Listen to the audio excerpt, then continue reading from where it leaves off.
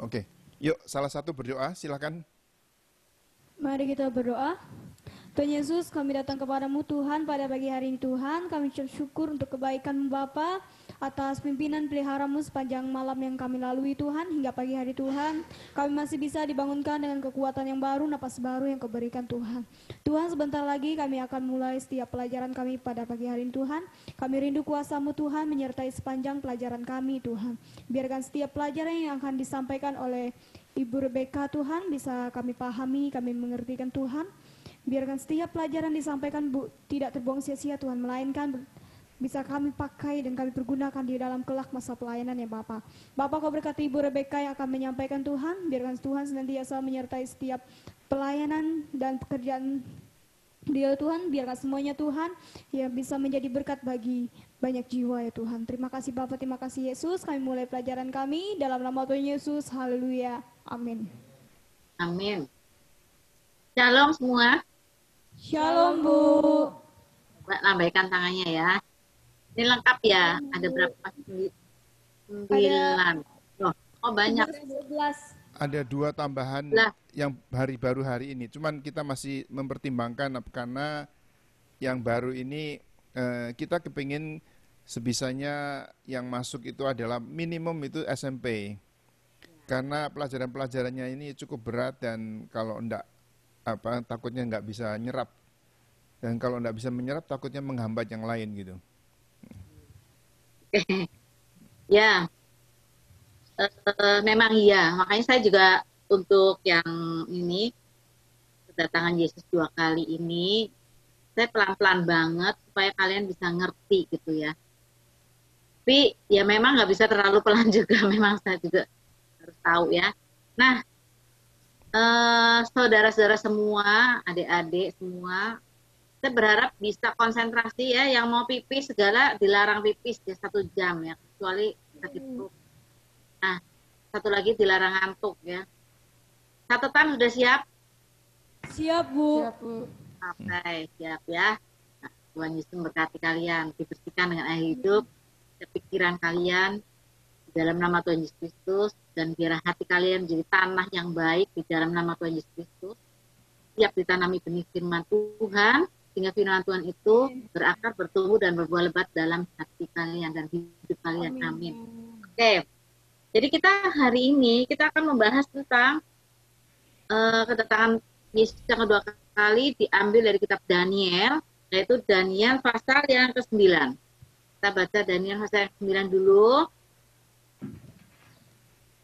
Kita akan memulai dari depan, karena kalau di tengah-tengah nanti kalian bingung sekali ya. Yang 2 kali kemarin saya sudah berusaha sekali untuk bisa menerangkan permulaan-permulaannya ya. Sekarang yang permulaan juga ini tentang 70 kali 7 masa. Mau nggak mau harus diajarkan, karena ini berhubungan banget dengan apa yang Tuhan akan lakukan di akhir zaman ini, zaman akhir ini. Oke. Daniel pasal yang ke-9 ayat yang ke-20. Pasal 9 ayat 20.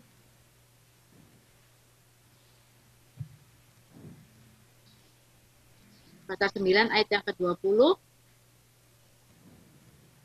Saya akan baca supaya langsung ya menerangkan. Siap ya? Siap. Sementara aku berbicara dan berdoa dan mengaku dosaku dan dosa bangsaku, bangsa Israel, dan menyampaikan ke hadapan Tuhan Allahku permohonanku bagi gunung kudus Allahku. Gunung kudus Allahku itu Yerusalem.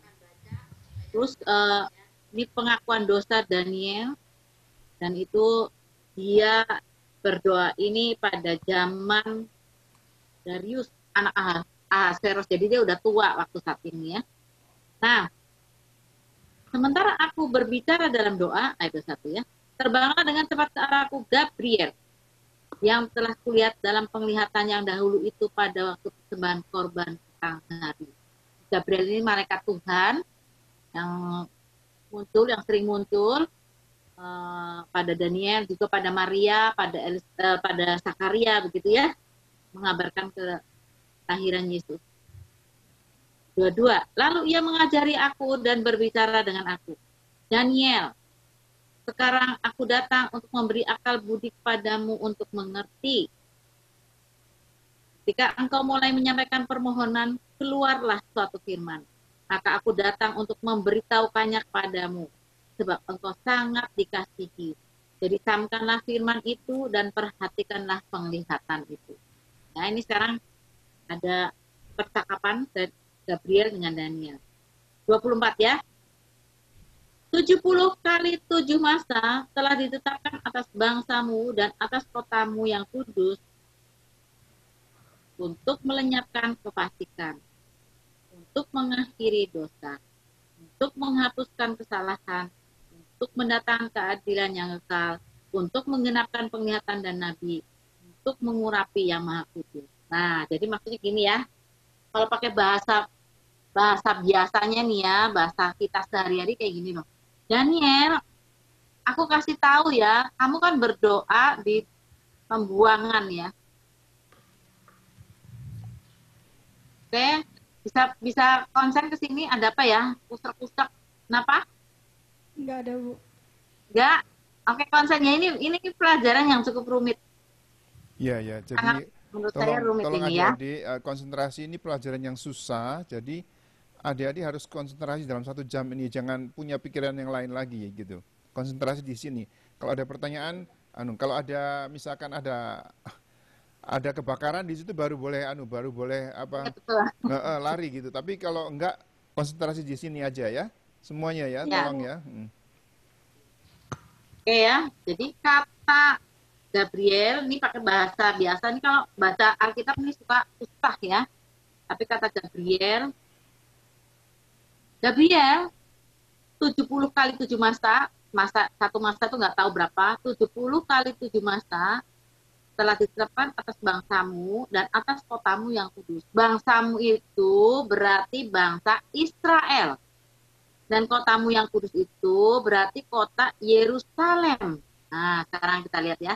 Jadi 70 kali 7 masa, 70 kali 7 masa telah ditetapkan atas bangsamu, artinya nih Daniel 70 kali 7 masa ini ditetapkan buat bangsa Israel ya, dan atas Yerusalem ya, gitu kata Gabriel. Yaitu kalau sudah 70 kali 7 masa, orang Israel tuh bangsamu itu nanti masuk surga. Karena apa? Ini bahasanya ya. Karena setelah Ibu Rebecca, 70 kalau interupsi, kalau misalkan sudah waktunya mau ditayangkan, tayangkan, nanti saya kasih tahu aja. ya, oke. Oke. Nanti sebentar ya. 70 kali 7 masa ini maksudnya Gabriel tadi bilang kalau sudah 70 kali 7 itu bangsamu nanti masuk surga, karena bangsamu yang itu nanti, nah lihat ya. Yang pertama, maka kefasikan itu akan dilenyapkan. Tadi kan dibilang 70 kali 7 masa telah ditetapkan atas bangsamu dan atas kotamu yang kudus untuk melenyapkan kefasikan. Nah, sekarang saya tanya, ya, sekarang di dunia ini ada bangsa Israel nggak? Bangsa Israel? Ada. Ya. Ada ya, letaknya di sana ya, timur tengah sana ya. Kefasikan sudah lenyap belum? Belum. Belum. Untuk mengakhiri dosa, ya, lihat. Dosa diakhiri sudah belum? Belum. Belum. Dosa belum diakhiri, ya. Untuk menghapuskan kesalahan sudah dihapuskan semua belum? Belum. Belum. Belum. Untuk mendatangkan keadilan yang kekal sudah belum? Sudah adil belum di dunia? Belum.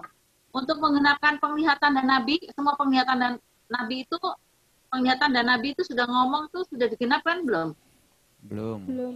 Belum, masih ada yang belum. Dan untuk mengurapi yang maha kudus sudah belum? Belum. Sudah. Mengurapi maha kudus nggak ngerti ya. Yang maha kudus ini bukan Yesus ya.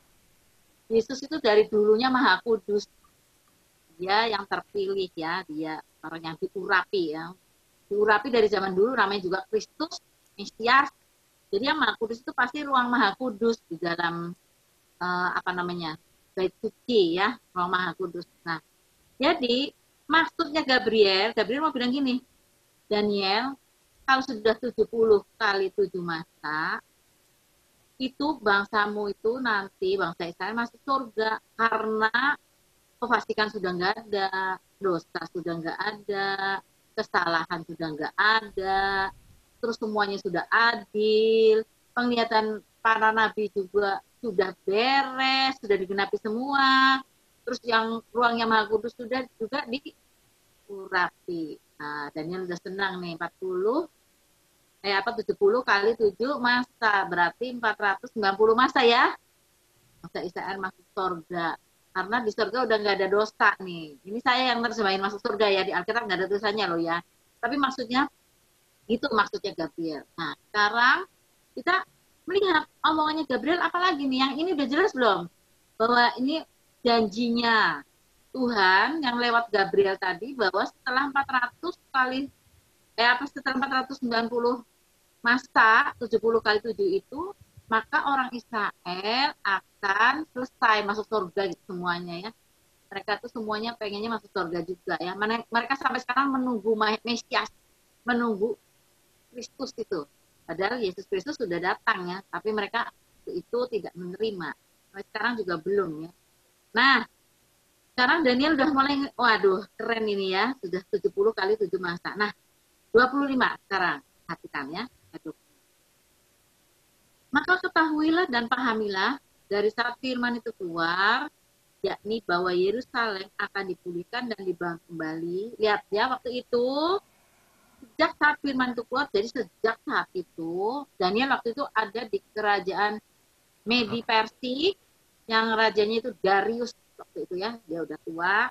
Sejak saat itu, ketahuilah dan pahamilah dari saat firman itu keluar, yakni bahwa Yerusalem akan dipulihkan dan dibangun kembali.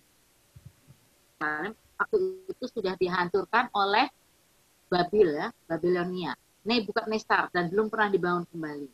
Jadi dibilangnya Yerusalem akan dipulihkan dan dibangun kembali sampai pada kedatangan seorang yang diurapi, seorang raja, ada 7 kali 7 masa. Dan 62 kali 7 masa lamanya kota itu akan dibangun kembali dengan tanah lapang dan paritnya, tetapi di tengah-tengah kesulitan. Kita juga sulit nih ngertinya ya. Sulit nih. 26. Nanti kita keluarkan gambar ya Pak David. Gambar yang pertama yang paling atas ya Pak ya. Ya, sebentar. Sesudah ke-62 kali 7 masa itu akan disingkirkan seorang yang telah diurapi, padahal tidak ada salahnya apa-apa. Oke ya, jadi udah mulai pusing nih ya. Ada gambar. Sekarang kita lihat dulu gambarnya yang pertama. Yang Sebentar. Kok yang tadi? Apakah ini? Bukan, yang tadi gambar baru aku kirim tadi.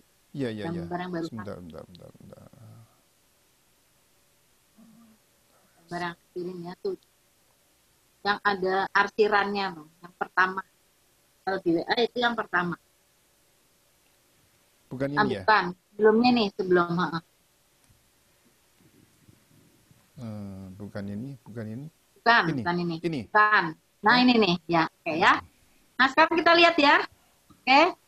70 kali 7 masa, kita lihat nih di depan, matanya semua ke depan biar nggak pusing. Kalau nggak lihat ini nanti pusing loh ya.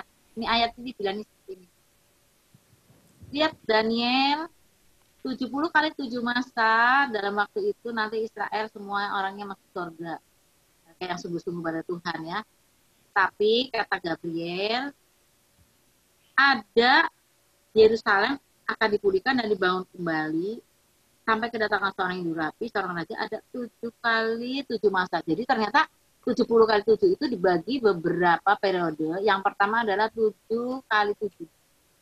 Nah, 7 kali 7 yang pertama. Lihat ya, di situ ada lengkungan 7 kali 7 yang pertama ya.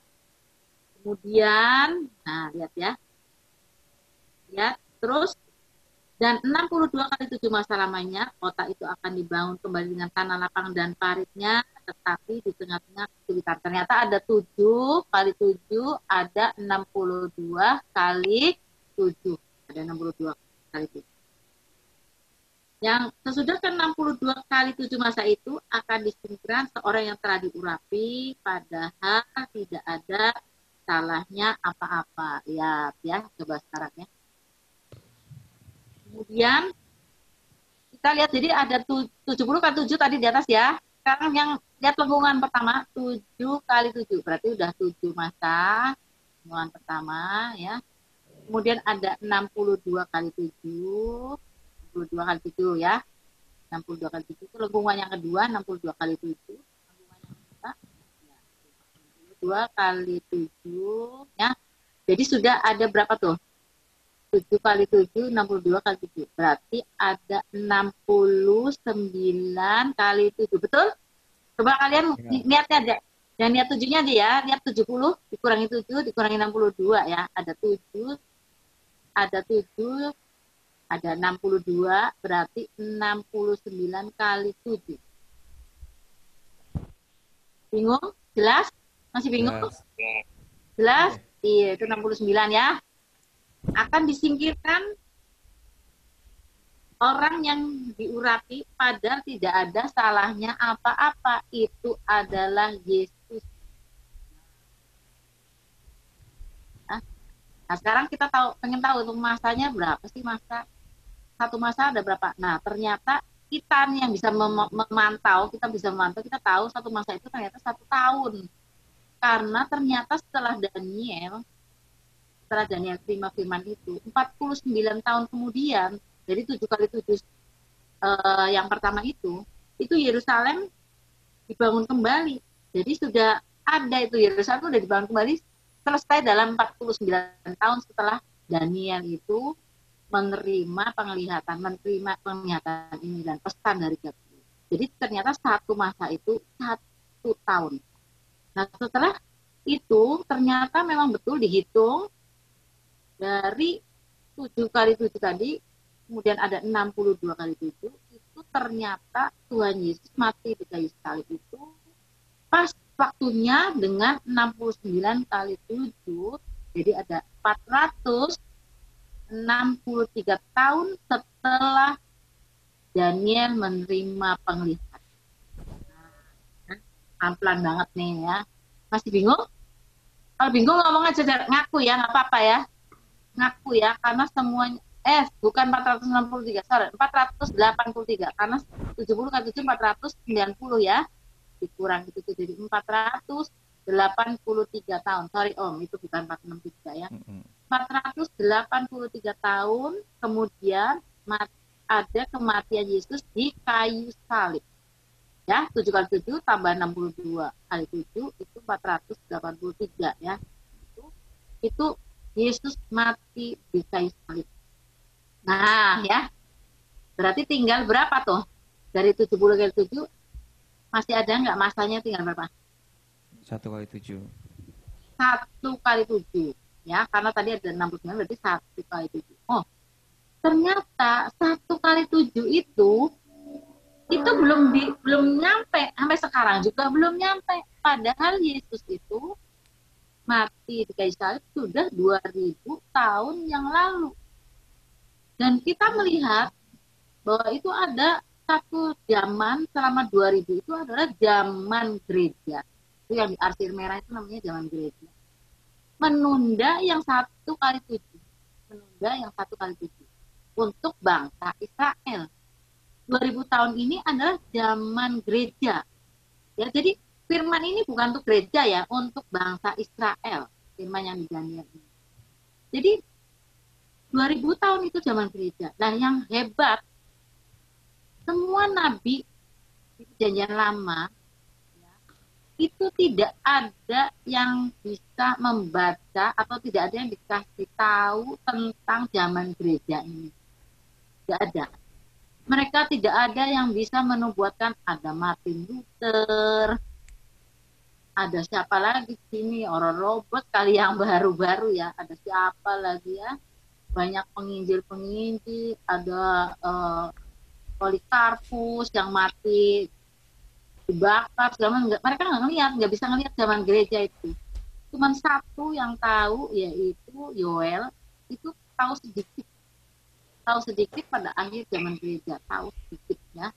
Tahu sedikit itu dia berkata bahwa Roh Tuhan ada padaku. Nah, dia seperti yang Yesus bacakan ya di Lukas. Jadi itu Yoel itu ya. Jadi Yoel tahu bahwa pada masa sekarang, masa gereja ini dikutuknya, hampir selesainya setelah akhir zaman, itu ada pencurahan Roh Kudus yang luar biasa. Maka mimpi dan penglihatan itu ada buat orang-orang, orang tua, orang muda, bahkan anak-anak. Saya kagum lihat Tuhan zaman sekarang ini, anak-anak kecil bisa khotbah loh. Anak kecil zaman sekarang. Anak kecil mendapatkan mimpi, mendapatkan penglihatan, anak-anak kecil, keren. Ya, bukan cuma yang tua-tua ya, ternyata anak-anak kecil itu dipakai oleh Tuhan untuk memberitakan zaman sekarang ini harus bertobat karena Yesus segera akan datang.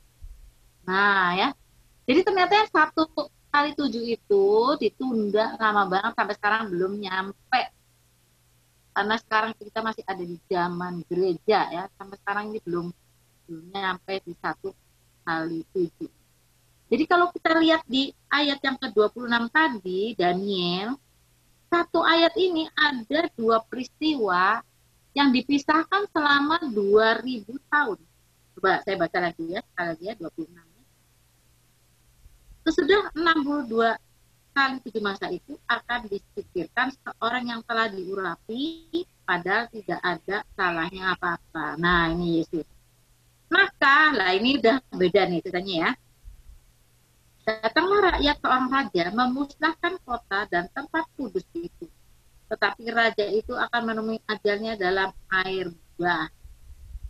Nah, sebenarnya ini bukan menemui ajalnya dalam air bah, ya, tetapi ini disebut kalau di bahasa Inggrisnya the end will come like a flood. Maksudnya akhir zaman itu akhirnya itu akan datang seperti air bah, ya, bukan menemui ajalnya dalam air bah. Ya. Dan sampai pada akhir zaman akan ada peperangan dan pemusnahan seperti yang telah ditetapkan. Maka ayat 26 bagian B itu sudah beda zaman. Itu sudah beda zamannya, itu dipisahkan 2000 tahun. Keren ya, ini satu ayat nih. Kalian kalau baca kitab nubuatan tuh bisa loh, satu ayat itu dua kali kejadian, beda masa ya, beda tahunnya, atau 3 kali, begitu kitab nubuat bisa seperti itu ya. Nah, jadi yang ini udah jelas belum yang ayat 26? Jelas. Jelas, Bu. Jelas, jangan pura-pura ya, saya juga belajarnya lama ini ya. 27 ya, raja itu akan membuat perjanjian itu menjadi berat bagi banyak orang selama 1x7 masa.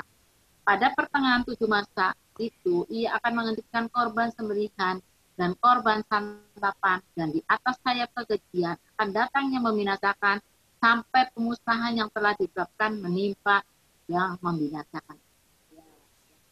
Raja itu akan membuat perjanjian jadi berat bagi banyak orang selama 1x7 masa.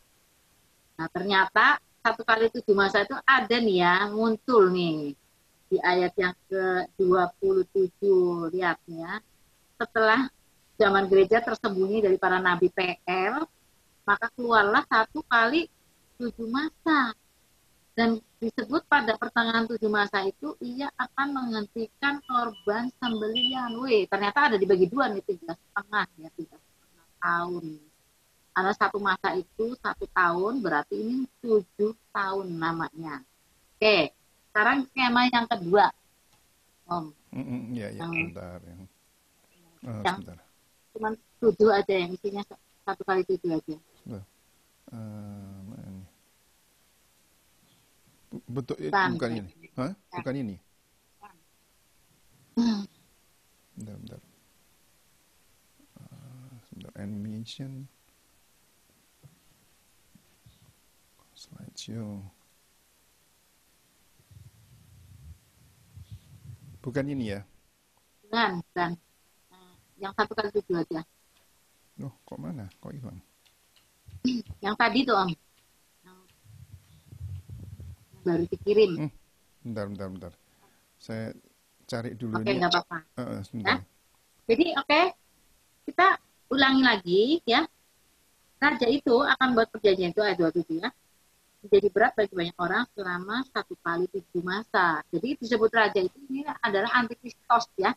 Kalau kita sekarang ini ngomong antikris, kalau antikris itu ada 2 macam. Ada antikristos, ada antikristi. Antikristi itu adalah semua orang yang membenci Kristus. Nah, banyak nggak yang membenci Kristus? Banyak. Antikristi itu adalah orang yang membenci Kristus. Nah, antikristos itu satu orang. Satu orang. Dia nanti akan memimpin dunia ini, menjadi pemimpin dunia ini, antikristos ini. Ini yang disebut raja itu. Akan buat perjanjian itu menjadi berat bagi banyak orang selama 1 kali 7 masa. Nah, ya. Jadi antikristos itu adalah orang, jangan dipikir setan ya, itu orang dia ya. Nanti kita akan membahas lebih lanjut bahwa dia itu memang orang. Dia orang yang akan muncul seperti Kristus. Nah, ini yang bikin orang-orang di dunia ini tersesat tuh gara-gara dia munculnya seperti Kristus. Bahkan orang Yahudi sendiri juga tertipu. Nah, menurut kalian orang Yahudi ini baca nggak nih perjanjian lama nih, Daniel ini baca nggak? Baca Bu. Pasti dibaca ya sama mereka ya. Mereka baca. Mereka memang kitabnya itu tanah ya. Kitab tanah itu dia perjanjian lama seperti kita ini, cuman urutannya belakangnya agak beda sedikit ya. Nah ini ya, kita lihat 1 kali 7-nya. Ini gambar ini. Ya ini betul, ya betul ya. Oke ya. Jadi 1 kali 7 masa itu tadi itu ada di pucuk ya, di zaman akhir ya, zaman akhir itu ya. Nah, kata Gabriel tadi, Daniel, nanti kalau sudah 70 kali 7 masa, bangsa Israel itu nanti masuk ke perhentian, masuk surga. Kalau ngomong lempengnya surga gitu, masuk ke perhentian ya. Gak ada kesusahan, segala macam dosa juga nggak ada. Berarti selesailah semua tukaran di dunia ini.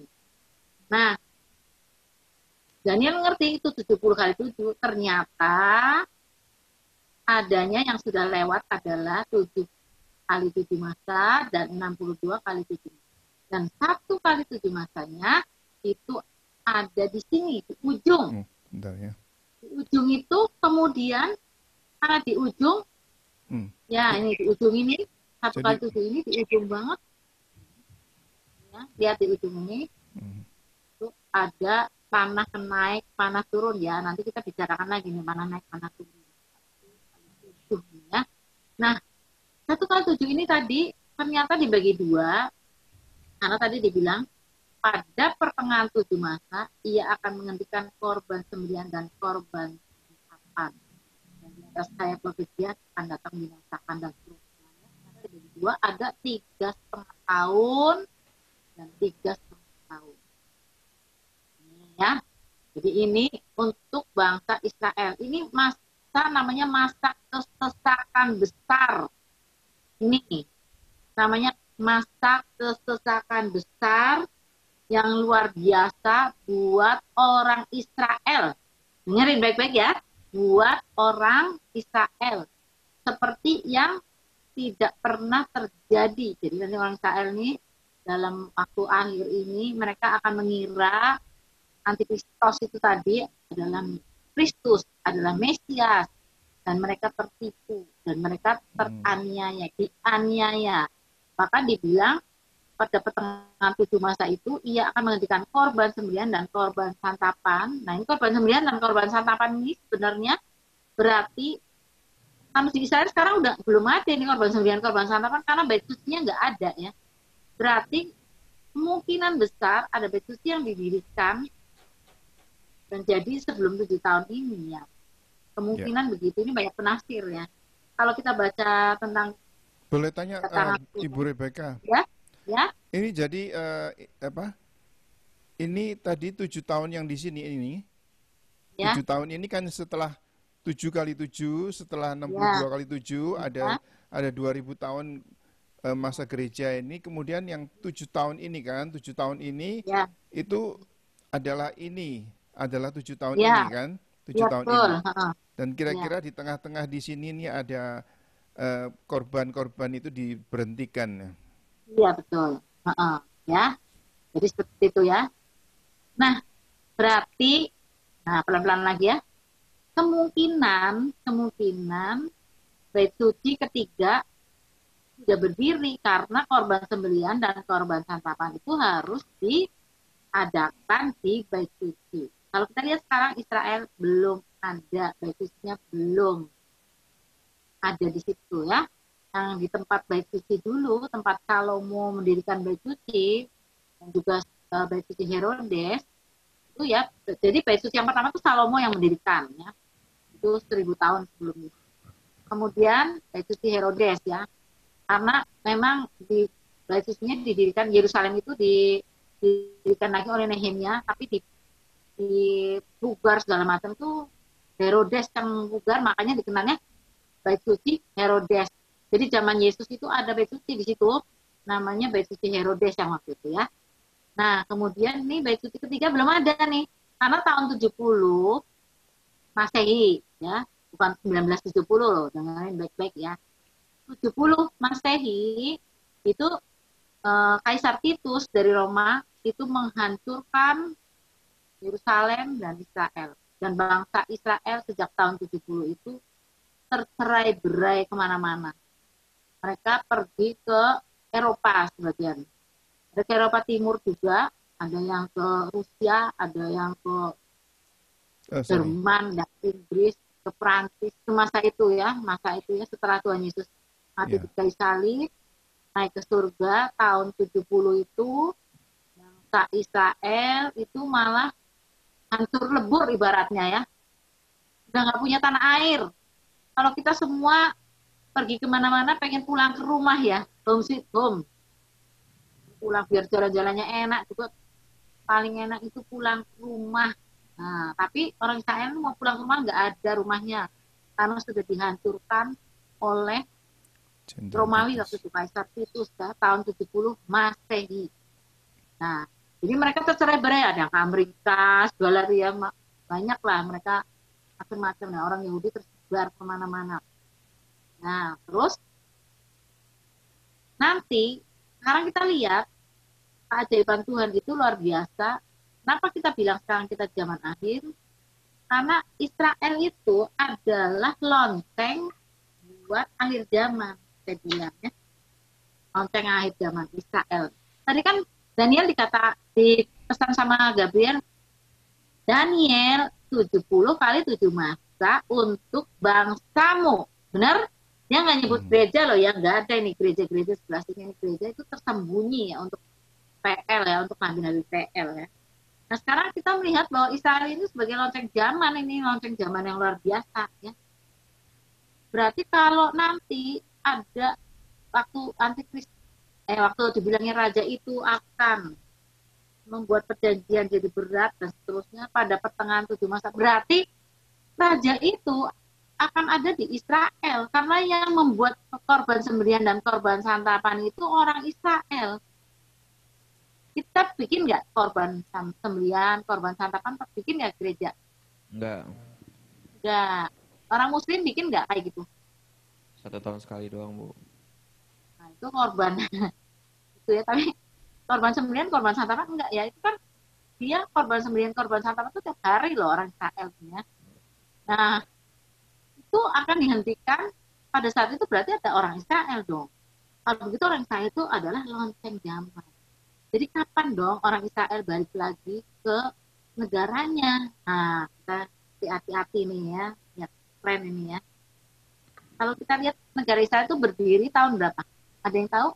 Sekarang ini tahun berapa? 48. Berapa? 1948. 1948, 14 Mei 1948.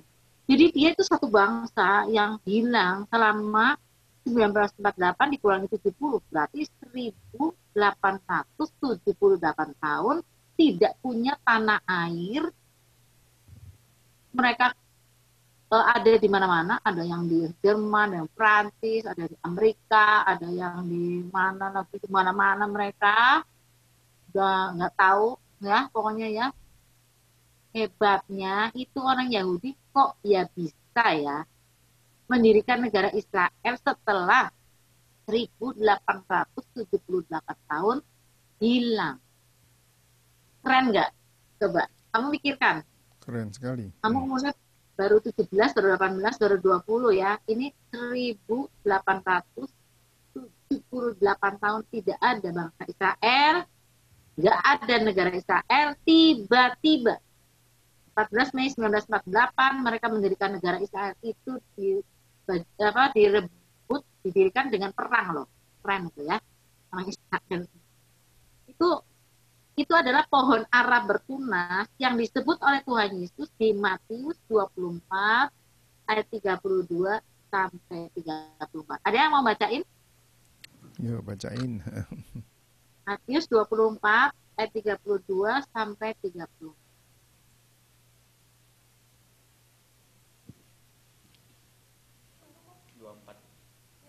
32 sampai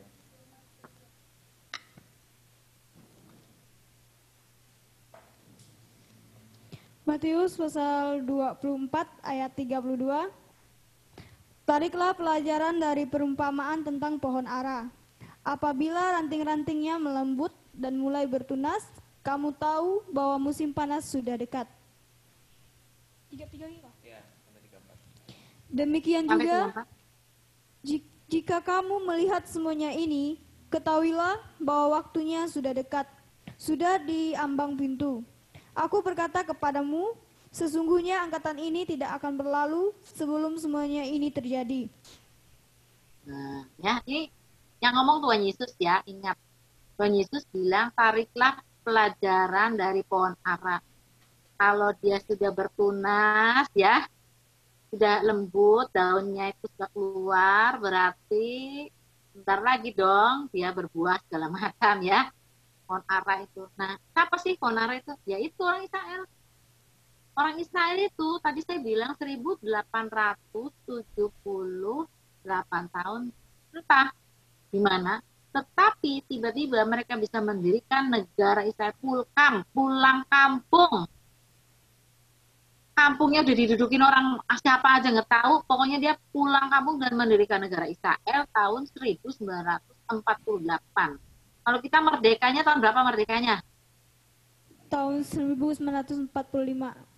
Deket dong ya, deket ya. Nah itu ya, deket ya. Ingat ya, 1948. Itu keren sekali. Saya selalu bilang, kita ini, kakeknya kakek itu tahu nggak namanya? Kakeknya kakek kita. Hah? Enggak tahu, Bu. Tahu. Nah, ini orang Yahudi kok tahu sih? Ini orang Yahudi di sini, di situ kakeknya anu, tahu aja dia. Sampai dia bisa, mereka itu bisa mendirikan negara Israel. Ya, pada saya ke Israel tahun 2004 ya. Udah lama banget tuh, udah 16 tahun yang lalu. Itu dulu tuh di sana itu penduduknya cuma 5 juta orang. 5 juta, dan yang 1 juta itu orang Arab Israel, bukan Israel asli. Ya. Orangnya dulu yang nggak tahu sekarang ini berapa juta, mungkin pada akhir tahu ya. Nah, saya itu waktu dulu itu 5 juta, yang 1 jutanya Arab Israel, bayangin ya. Saya lihat orang-orangnya tuh keren-keren ya, muda-muda, umur 16 udah wajib militer. Cantik-cantik, keren-keren, kecil-kecil badannya, mungkin Daud kayak gitu ya, nggak kayak orang bule ya. Saya lihat orang bule itu tinggi-tinggi ya. Orang saya waktu itu kecil-kecil kayak orang Indonesia, sebenarnya tinggian dikit deh, atau 60-an lah kira-kira ya. Nggak, jarang saya ketemu orang Israel yang 180 gitu, 190, apalagi 2 meter, jarang banget. Kayak Daud kali ya. Tapi mereka tuh kalau perangnya itu menang-menang sampai sekarang loh, keren orang Israel ya. Biarpun musuh itu mengelilingi mereka. Nah, orang Israel itu 5 juta dan mereka di situ membangun banyak rumah. Aku saya ke sana ya, saya lihat rumahnya kok beda kosong tuh, kayak apartemen, kayak kompleks kayak gitu. Saya tanya sama guide-nya, itu apa sih? Oh, itu disiapkan buat orang Israel yang nanti pulang. Wah, berarti masih banyak lagi orang Israel yang akan pulang ke negaranya. Wah, itu keren sekali ya. Ada kumpul orang Israel di negara sendiri, pulkam, dan mereka itu benar-benar pulkam. Nggak kayak kayak kita pulkam, enggak ya. Saya sendiri orang Chinese ya. Saya berkesempatan pergi ke RRC ya, negara Cina tahun beberapa tahun yang lalu. 3 tahun apa 4 tahun yang lalu. Nah, tapi saya nggak pengen tuh ke sana tuh. Saya nggak ngerasa saya orang Cina di orang Cina sana, enggak tuh. Saya orang Indonesia gitu. Tuh. Nggak punya keinginan buat saya mau pindah, saya orang Cina, saya mau pindah. Enggak ada. Pak David itu juga enggak, Pak? Enggak, itu enggak. Tapi juga orang Cina enggak pernah dia pikir, oh, saya mau pulang ke Cina. Enggak ada. Orang Israel itu yang keren. Kok dia ada pulkam tuh pasti pulangnya ke Israel, coba. Udah ribuan tahun di negara orang lain, generasinya udah berapa itu, tetap aja pengen pulang, ada kerinduan untuk pulang ke negara Israel. Itu keren. Nah itu ya, yang pertama ya, Israel sebagai lonceng zaman, saya kasih tahu ya. Jadi pohon ara bertunas tadi ya, berarti kalau Israel sudah kembali ke negaranya, tadi kan nanti ada pertengahan 7 masa, menghentikan korban, kemudian korban santapan, itu pasti Israel. Israel sudah berdiri, sementara 1878 tahun entah kemana, tiba-tiba berdiri, berarti kita sudah ada di ujung akhir zaman akhir ini. Ya, kata Tuhan Yesus, kalau kamu melihat pohon ara bertunas, kamu harus hati-hati, berarti kesudahannya hampir tiba. Nah, yang kedua ya, dulu itu negara Israel berdiri tahun 1948. Dulu itu dia ibu kotanya Tel Aviv. Tel Aviv itu tempatnya Yunus kabur ya. Seperti Yunus namanya Yope dulu ya. Tel Aviv itu di pinggir laut tengah. Nah, itu Tel Aviv ya. Kemudian Yerusalem direbut dan dikuasai Israel itu melalui perang 6 hari itu tahun 1967. Jadi dimanapun Israel maunya Yerusalem. Yerusalem tuh dinyanyiin terus, Yerusalem, Yerusalem, terus aja dia nyanyiin Yerusalem. Pokoknya Yerusalem itu adalah bait suci buat mereka, itu kota suci buat mereka di Yerusalem. Jadi mereka ngerebut Yerusalem. Tahun 1967 itu de facto ya, perang 6 hari. Nah, kemudian di Euronya tahun 2018 ketika ada peresmian embassy Amerika ini. Amerika kedutaan besarnya dipindah ke Yerusalem, maka itu mau nggak mau diakui sama dunia tahun 2018 bahwa Yerusalem adalah ibu kota Israel. Nah ya, sekarang ketiga berdirinya Bait Allah ya, nggak tahu ini berdirinya tuh kapan, nggak tahu juga ya. Tapi kok naga-naganya kalau ngomongnya, kalau ini kayaknya ada apa namanya, hawa-hawanya kalau ngomongnya itu ke arah seperti itu ya. Walaupun nggak semua orang penafsir Alkitab yang bilang ada bait suci ketiga. Ada yang bilang bait suci ketiga itu nggak kayak gitu. Bait suci ketiga itu adalah anak kita ini adalah bait suci, maka kita ini loh bait suci, bukan bait suci ketiga yang fisik. Tapi kalau ngelihat yang di Daniel ini, saya lebih condong pasti ada bait suci ketiga, karena di pertengahan 7 masa akan menghentikan korban sembelian dan korban santapan. Itu pasti di bait suci itu, ya. Nah, sekarang kita melihat lagi. Tadi Tuhan bilang, angkatan ini tidak akan berlalu sebelum semuanya ini terjadi. Angkatan ini, jadi kalau kita lihat tadi, negara Israel berdiri tahun 1948. Orang tuh umurnya berapa kira-kira? 70, 80. 80 ya. Kalau 1948 ditambah 80 berapa? 2028.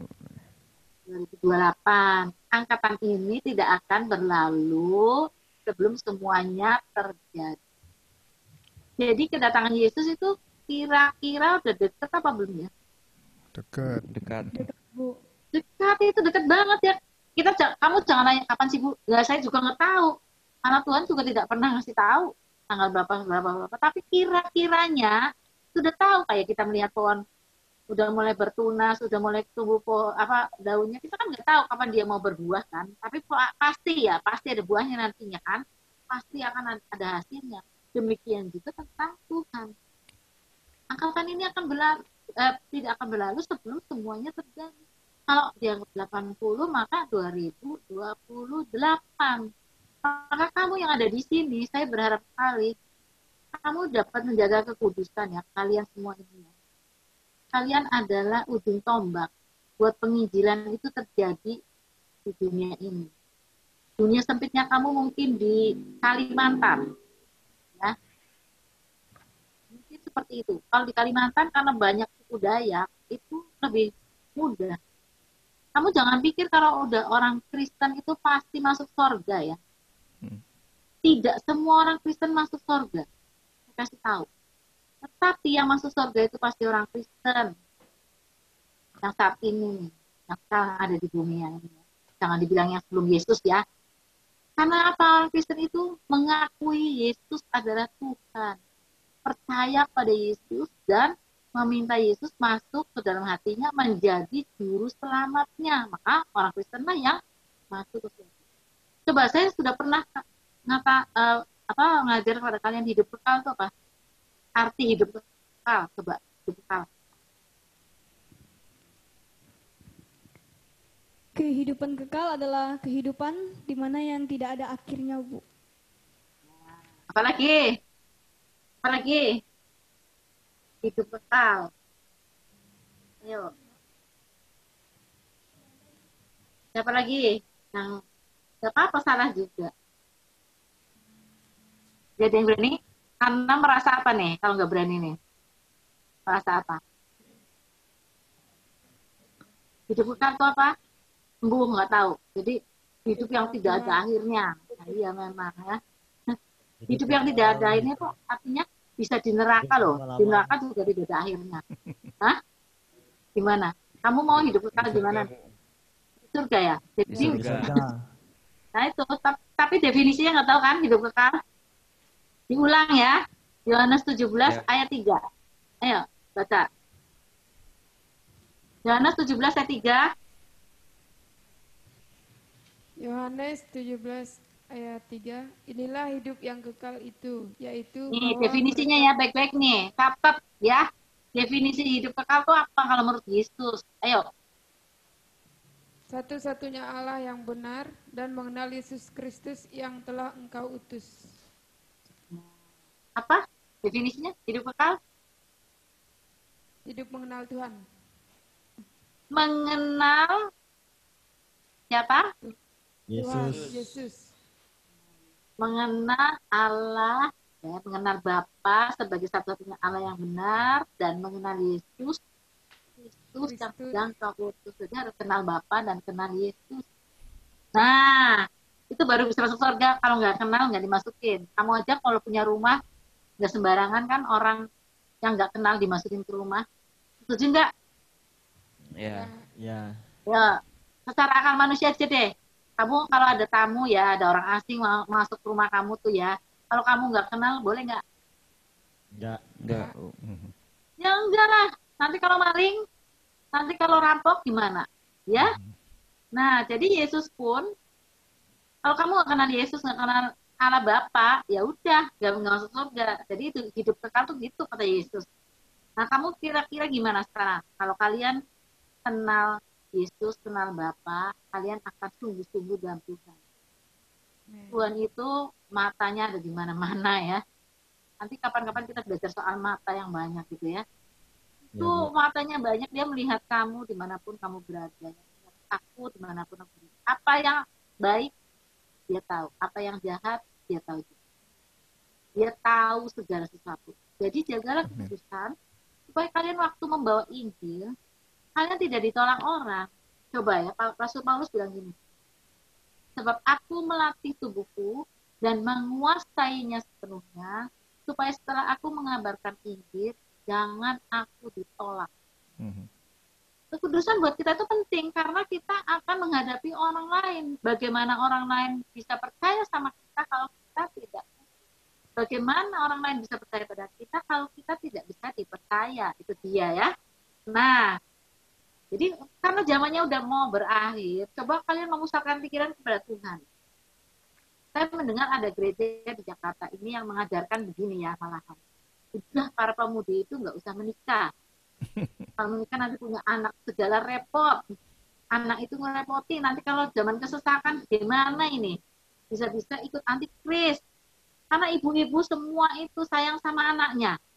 Kalau ibu-ibu tahan lapar. Tapi kalau anaknya pengen makan gimana nih ya? Pasti berusaha sekali supaya anaknya bisa makan.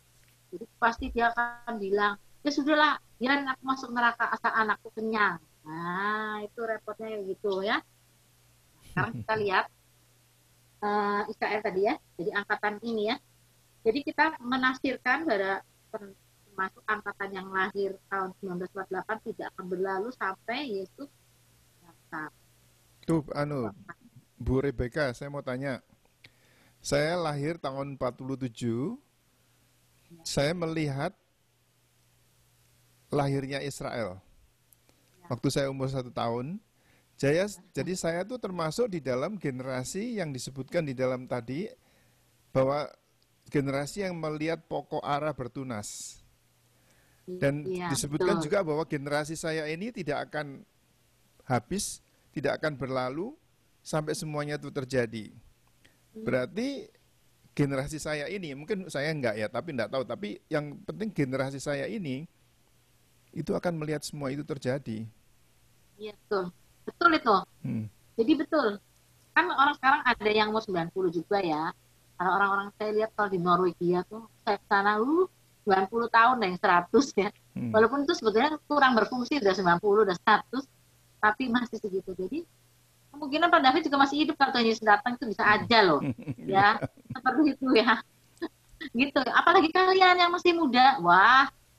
Nah, sekarang yang penting kalian tuh jangan ketinggalan. Kalian harus kenal Allah Bapa, kenal Yesus Kristus dengan benar supaya bisa masuk surga. Setuju nggak? Setuju. Tuh, kalau ini tadi ada masa kesesakan ya tadi 7 tahun ya, 1 kali 7 tadi dibilang. Raja itu, Daniel 9 tadi ya, akan membuat perjanjian itu jadi berat bagi banyak orang selama 1 kali 7 masa. Nah, lihat 1 kali 7 masanya tadi. Jadi 1 kali 7 masa selama 7 tahun tuh perjanjiannya berat. Itu namanya masa kesesakan besar buat Israel. Orang Israel itu kesesakan yang sangat besar. Nah, biasanya kalau Israel itu dapat masalah, orang Kristen tuh dapat masalah nggak? Gereja dapat masalah nggak? Enggak. Hah? Enggak, Bu. Orang Israel tuh, kita keserempet nggak orang gereja? Gereja keserempet nggak kalau ada orang Israel? Nah, gereja kena nggak? Enggak, Bu. Enggak. Masa? Enggak. Biasanya kita keserempet nih. Orang-orang Israel itu dianggapnya sama orang Kristen tuh sama gitu. Orang yang nggak ngerti itu. Padahal itu beda. Hanya Tuhannya memang sama. Tuhannya orang Israel sama Tuhan kita sama nggak? Sama. Sama. Tuhan Allah Abraham, Allah Ishak, dan Allah Yakub. Itu yang kita sembah juga. Sama orang Israel tuh. Cuman mereka tidak mengakui Yesus Kristus. Sayang sekali ya. Sebetulnya satu lagi, mereka harus kenal Yesus Kristus. Tapi ternyata enggak. Nah, sekarang coba kita lihat lagi ya. Sekarang ini 7 tahun sedikit lagi ya. Nah, ini gereja nih gimana nih waktu Israel itu sengsara yang 7 tahun ini. Ini ada panah-panah ya. Nanti kita akan belajar soal rapture. Sebenarnya rapture itu, pengangkatan itu di Alkitab nggak ada yang nulis. Tuhan Yesus juga nggak ngomong secara gamblang. Satu-satunya yang nulis di gamblang itu adalah Paulus di 1 Tesalonika 4 ayat 18 dan 1 Korintus 15 ayat 50 dan 52. Paulus ya. Jadi rapture itu apa? Kalau dibaca di Tesalonika 1 Tesalonika itu, bahwa ketika itu sangkakala berbunyi, maka kubur-kubur akan terbuka, mereka yang sudah mati akan bangkit, dan mereka akan bertemu dengan roh dan jiwa mereka, kemudian naik awan-awan bertemu dengan Yesus. Setelah itu, kita yang masih hidup waktu itu akan diubah dalam sekejap, kemudian naik ke angkasa bertemu dengan Tuhan di awan-awan. Nah, seperti itu ya. Itu rapture ya. Tanyaan ya. Soal rapture nih. Nah, tapi ini banyak, ini juga ya, banyak, apa tuh namanya, banyak tafsiran. Nah, baik-baik nih gitu ya. Nanti saya ulangi lagi minggu depan, supaya kamu jelas. Lihat ya, kita pusatkan di 7 tahun ini ya, yang 3,5. Nah, tadi rapture saya ulangi. Rapture itu adalah kebangkitan orang-orang mati di dalam Kristus, ya, dan mereka itu kubur-kubur terbuka dan mereka akan bertemu dengan Kristus di angkasa. Waktu itu Yesus tidak menjejakkan kaki di bumi ini, tidak. Kemudian kita yang masih hidup akan diubahkan, tubuh kita akan jadi seperti tubuh Kristus dan naik ke angkasa bertemu dengan Yesus. Jadi Yesusnya masih di angkasa, belum turun. Nah, coba lihat ya panah yang pink-pink ini ya. Jadi ini banyak tafsiran. Ada yang bilang rapture-nya itu di sini sebelum 7 tahun ini ya. Sebelum masa kesesakannya tuh di situ ya. Itu sebelum 7 tahun di situ udah naik rapture orang-orang gereja nih ya, orang Kristen gereja ya, gereja yang benar ya, naik. Jadi nggak masuk ke masa kesesakan. Waktu orang Israel itu sesak, itu nggak masuk. Ternyata masa kesesakan itu bukan cuma orang Israel, seluruh dunia juga kena. Karena di Israel juga ada kesesakan. Di samping itu ada bencana alam yang luar biasa yang ada di 7 tahun itu. Dalam 7 tahun itu Antikristos akan berkuasa sangat dan menguasai dunia, bukan cuma Israel, tetapi dunia. Nah, itu yang dibilang sama orang-orang tentang chip segala macam ya, nantilah itu ya. Sekarang kita lihat petanya dulu ya. Nah, jadi ada yang ngomongin di situ ya. Jadi gereja itu enggak, gereja yang benar ya, itu enggak ikut di masa kesesakan. Nah, tapi ada yang bilang, oh ada, gereja itu masuk di masa kesesakan, enak aja gitu. Kok maunya naik aja di atas tuh ya. Jadi dibilangnya ikut. Jadi dalam 7 tahun itu ikut. Nanti rapture-nya sebelum Tuhan turun, ada panah yang turun tuh. Rapture dulu, ketemu Tuhan di angkasa di akhir 7 tahun ya, di akhir 7 tahun coba. Ada yang bilang di akhir 7 tahun itu ada rapture di situ sebelum second coming. Second coming sama rapture beda. Rapture itu orang-orang yang naik ke angkasa ya, bertemu dengan Tuhan di awan-awan. Tapi kalau second coming itu Tuhan Yesus turun menjejakkan kakinya di Bukit Zaitun, itu second coming. Nah, jadi ada orang yang punya prinsip, pasti orang Kristen juga masuk di masa kesesakan ini.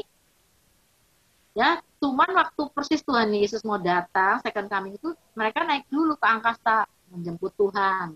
Ceritanya bertemu dengan Tuhan di angkasa, kemudian turun bersama Tuhan bersama-sama. Jadi itu yang di 7 tahun yang di itu ya. Jadi ini ya pendapat orang ya pertama ya. Ini pendapat orang yang pertama. Pertama adalah orang Kristen tidak ikut masa kesesakan. Jadi rapture di awal 7 tahun. Yang pertama, pendapat yang pertama ya, nggak ikut masa kesesakan, udah di bawah sama Tuhan ya, ada rapture dulu. Terus di atas ada perjamuan kawin anak domba, itu katanya gitu ya. Itu mereka yang, nah ini ada prinsip yang pertama ya. Prinsip yang kedua adalah lihat yang ke akhir 7 tahun itu. Prinsip yang kedua, rapture-nya itu deket sama second coming-nya, maksudnya berbarengan, deket lah. Cuman sebelum Yesus menjejakkan kakinya di Bukit Zaitun, orang Kristen naik dulu, yang mati segala yang itu ya, 1 Tesalonika 4 itu berlaku di situ, naik dulu, bertemu dengan Tuhan di angkasa, kemudian bersama-sama dengan Tuhan turun ke dunia ini ketika Tuhan menjejakkan kaki di Bukit Zaitun. Itu prinsip yang kedua ya, tafsiran kedua bukan prinsip ya. Tapi ada juga tafsiran yang ketiga, itu rapture-nya ada di tengah-tengah, di 3,5 itu ya, ada di situ ya. Nanti kita lihat gitu. Rapture-nya ada di tengah-tengah yang tadi deh. Nah itu ya. Jadi ini ada 3 tafsiran ya, itu tentang rapture ya. ada 3 tafsiran. Malah ada tafsiran lainnya nggak ada rapture. Nah itu nanti aja kita wait and see, nggak usah berantem soal itu ya. Kita nggak usah berantem soal itu. Itu jadi ada 4 tafsiran kalau boleh dibilang seperti itu. Ini soal rapture aja ya, rapture. Nah, kita ikut yang ayatnya paling banyak aja. Ya ini saya ikut yang ayatnya paling banyak aja ya. Makanya ini ada perjamuan kawin anak domba segala macam itu ada waktu Tuhan menceritakan tentang perumpamaan 10 gadis, 5 gadis pintar dan 5 gadis bodoh, itu ada perjamuan kawin anak domba. Itu misalnya ya seperti itu ya. Oke ya. Jadi nanti kalian boleh tanya ya ini karena saya tahu kepalanya udah panas semua ini ya. Kayak gini aja udah panas, udah pusing. Segini aja udah pusing. Nanti kalian boleh tanya kalau nggak terang, tanya aja ya. Tanya. Saya pelan-pelan banget ya. Nanti berapa waktu terserah lah. Pokoknya kita pelan-pelan supaya kalian ngerti. Ini saya ngajarnya dasar-dasar aja. Kalau sekali lagi kalau diterapkan dengan yang masa sekarang itu lebih heboh lagi. Tapi ini dasar dulu ya. Jadi kita sekarang harus punya prinsip karena Tuhan Yesus sebentar lagi akan datang. Saya harus hidup kudus seperti Tuhan. Saya harus bertumbuh seperti Tuhan Yesus. Bisa nggak? Amin. Mungkin sekarang masih 0, masih 1, masih 2, tapi nanti 10 seperti Yesus. Sempurnanya kapan ya? Nanti kalau ketemu Tuhan Yesus di angkasa. Tapi paling enggak berjalan dong. Ya, anak bayi itu kan juga semuanya bertambah kepintaran setiap hari. Setuju nggak? Setuju. Tuh, kamu punya anak pengen jadi dewasa, bertumbuh dewasa, apa biar bayi terus? Dewasa. Saya ini senang sama anak bayi-bayi ya. Apalagi yang belum bisa berjalan gitu ya, nggak nakal ya. Tapi saya nggak pengen anak saya bayi terus. Saya juga pengen anak saya itu bertumbuh jadi dewasa. Kalau kita pengen anak kita itu dewasa, apalagi Tuhan. Tuhan pengen kita semua jadi orang dewasa. Setuju? Ya? Nah, kalian nanti akan bertemu dengan orang, kalian akan jadi ujung tombak, kalian itu orang yang membanggakan luar biasa. Kalian jadi alat di dalam tangan Tuhan, anak panah di tangan pahlawan. Maka kalian itu harusnya benar-benar lurus. Ya, kalau dibilang anak panah di tangan panah, kamu pernah panah-panahan nggak? Belum tahu ya. Panah-panahan. Pernah. Nah, anak panah itu lurus apa bengkok? Lurus. Lurus kenapa sih? Kok nggak bikinnya gini kayak keris gitu? Hah? Nggak bisa. Atau melengkung ini gitu? Gimana? Kenapa lurus? Nah, kenapa? Kalau nggak lurus gimana? Kalau nggak lurus nanti sembarang tembak bisa nikung sendiri, Bu. Nah, nikung sendiri kalau sasarannya di depan dia bisa ke sana ke sini kan, benar kan? Kita harus jadi anak panah yang lurus di hadapan Tuhan. Tuhan bikin kita lurus, kita nurut. Tuhan yang bikin kita lurus. Anak panah itu dibikin apa nggak dibikin? Dibikin. Anak panah diserut, dicari yang paling bersih, yang paling bagus, yang paling kuat. Supaya ketika nanti dipanahkan itu, ditembakkan begitu, dia kena sasaran. Saya berharap kalian nanti menginjil, kalian pergi mencari jiwa, kalian bertemu dengan orang, kalian adalah anak panah di tangan pahlawan. Pahlawan itu nggak mungkin punya panah yang bengkok-bengkok, yang nomor 2, yang bekasan, nggak gitu. Dia anak panah yang luar biasa. Amin. Amin.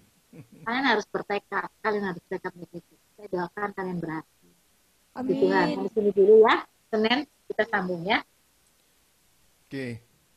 Terima kasih Ibu Rebecca. Betul, kita pengajarannya ini penting sekali, tapi memang sulit. Dan jadi harus disimak, mungkin harus pakai tutor, harus pakai apa begitu diulang-ulang ya.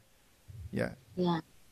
Ini bahkan untuk jemaat-jemaat biasa pun wah susah ini, enggak gampang. Iya. Susah. Ya. Yuk kita berdoa ya. Salah satu mau berdoa, silakan saudara-saudara yang ada di Singkawang sana. Baik, mari kita berdoa. Bapa dalam surga, terima kasih Tuhan untuk pagi hari ini kami telah belajar ya Tuhan tentang peta zaman ya Tuhan, tentang akhir zaman. Biar Engkau berikan kami hikmat untuk mengerti Tuhan. Berikan kami pengertian dalam hidup kami Tuhan, supaya kami bisa menafsirkan ya Tuhan firman-Mu dengan baik. Engkau berikan kami pewahyuan, Engkau berikan kami hikmat marifat yang daripada Engkau ya Tuhan. Berkati Ibu Rebecca yang telah mengajar kami Tuhan, biar Engkau berkati pelayanannya, Engkau berkati keluarganya, Engkau berkati seluruhnya ya Tuhan. Terima kasih ya Tuhan Yesus, kami telah selesai. Dalam nama Tuhan Yesus kami berdoa. Amin. Yuk. Amin. Nah, terima kasih adik-adik sekalian. Ini jadi pengajaran yang diberikan oleh Ibu Rebecca ini dalam garis besarnya itu disebutkan eskatologi. Ya, eskatologi itu adalah pengajaran mengenai kedatangan Tuhan, mengenai zaman akhir itu. Jadi perhatikan, saudara, semua saat ini memasuki apa yang disebut dengan eskatologi. Eskatologi itu saudara pelajari baik-baik supaya jelas kita tuh tahu apa yang sedang terjadi saat ini. Amin. Tuhan memberkati semuanya. God bless you. Terima kasih. Bye.